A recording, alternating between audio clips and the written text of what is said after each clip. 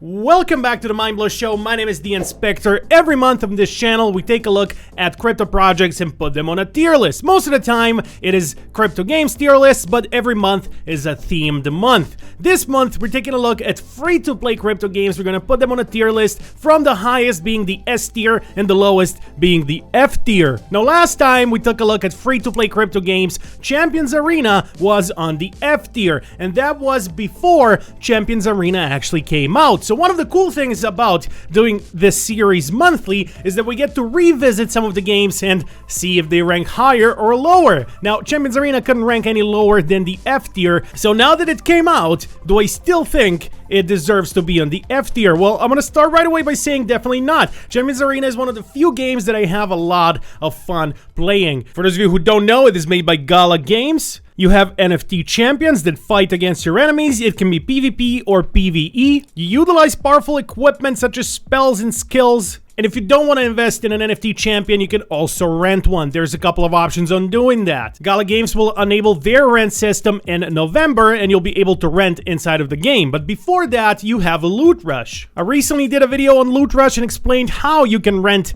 NFTs from their website. So feel free to check out that video if you want to rent NFTs through Loot Rush. But just by searching here for Champions Arena, we can see that they have 6 NFTs right now for renting that I can then play Champions Arena and earn with inside of the game. All of that being said, while it is a very, very fun game, it is not S tier for me, but it definitely is A tier. So quite a big jump from F to A tier. Good on you, Gala Games. Good on you, Champions Arena. Great game you have made. Next up on the list, we have Pixels. Now, Pixels is a farming simulator game that you play from the top-down bird's-eye perspective. It is free to play and free to earn and available to play right now. So just by going on their website here, as you can see, it is play for free. They even have a button named play for free. Now, while it may not be the best looking of games, you can definitely earn something while playing it for free. You make your own little home, you farm your equipment, and you try to earn as many pixel coins as you can. Now, we rate these games based on a couple of characteristics. One of them is it available to play right now? And Pixels, it is available to play right now. It's not a game I would put on the S or A tier. It's not gameplay that I personally enjoy a lot, but you can earn for free, so financial incentive is very important when I rank these games. But all of that being said, Pixels for me is a solid, very, very solid B tier. It is in the mid category. It is fun to play. Even though it's not my cup of tea, it might be the cup of tea of somebody else. Never judge other people's cups of tea. Somebody likes them with milk, somebody likes them without milk. That may have been a very weird analogy to talk about crypto games that way, but either way, Pixels, B tier. Check it out if you choose to do so. Moving on to Mir 4. Now, guys, you know I've covered Mir 4 a lot on this channel. I had a lot of fun playing Mir 4 back in the day, like a year and a half to 2 years ago, when you could still make money in Mir 4. I still very much like the whole concept of Mir 4. It is an MMORPG that you can play, but you can also let it on autoplay, so you just pick the quests you want your guy to finish and put it on autoplay, and it does everything on its own. As long as your hero is leveled up enough, as long as your character has good enough stats, you'll be able to put it on autoplay, and you can just do it on the second monitor while you do your work on your main monitor. That's what I used to do. If you don't have 2 monitors, it's fine. You can also play on your phone. But either way, Mir 4 for me was a lot of fun. Unfortunately, their tokenomics have taken a big hit. It wasn't the most stable of games when it comes to earnings, but then again, no game really was. It didn't withstand the test of time very well, and I'm very, very sad to put Mir 4 in the C tier. It doesn't deserve to be F tier because I did enjoy the gameplay a lot. The animations in the game are very, very solid. It is in the C tier solely because of their tokenomics. Now, that being said, moving on to House of Boxing, which is an officially licensed boxing manager game. It is in the alpha stages, and it uses immutable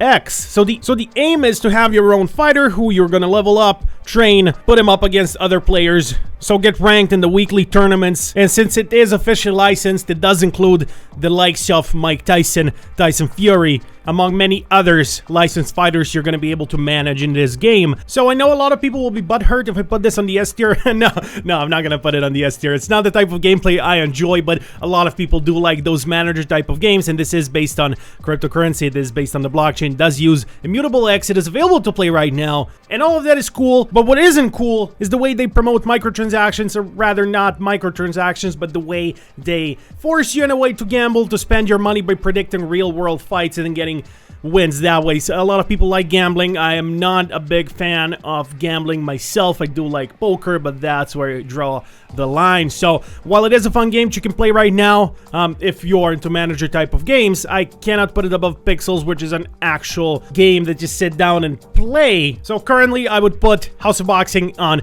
the C tier. Maybe something changes in the future. Maybe I grow to like it. I will try to play it a little bit more and see if the rating will change for the next episode of the free-to-play tier list. If it does, I will include it. If it doesn't, I will not include it in any upcoming videos. That being said, moving on to Decentraland. Decentraland, just like the Sandbox, one of the pioneers of the metaverse. And now that I've talked about poker before, you can actually play poker inside of Decentraland, which is very cool. But it is a metaverse. You can do a lot of things, not just play poker. It is a metaverse where you can run around, meet your friends, have conventions, go to conferences, visit the movie theater, complete various quests, earn mana. Their coin is called mana. It's a very good coin. Now, while Decentraland may not look the best, as I said, one of the pioneers of the metaverse, one of the pioneers of crypto gaming, one of the pioneers of play to earn, I absolutely love Decentraland. I don't love it more than the Sandbox. The Sandbox for me is S tier, as you have maybe seen in the first episode of this, but Decentraland is a very, very solid A tier. It's not better than Champions Arena, in my opinion, at least not right now, but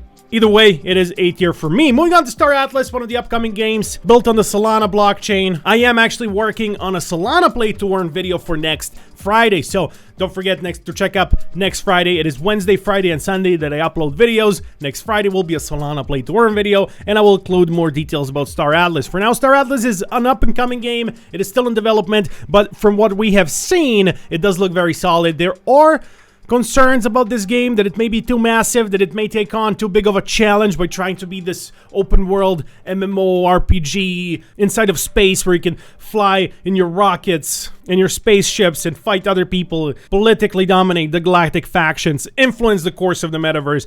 All of that sounds amazing, but it's just a lot of promises. Currently, by the state that the game is in, it does look very solid. I have not tried to play it myself. So, by the things we have, I wouldn't put it above B tier just because I don't want to get my hopes too high for this. If the game comes out, it's amazing when it comes out. I have no problem revisiting this and putting it on the S tier. Currently, I don't see it being higher than a game that's already released in Pixels. That being said, moving on to My Pet Hooligan, one of the games that I'm actually really looking forward to. There have been playtests of this game and it looks amazing. It is in the alpha stages and it is built on Ethereum, available for Windows and Mac.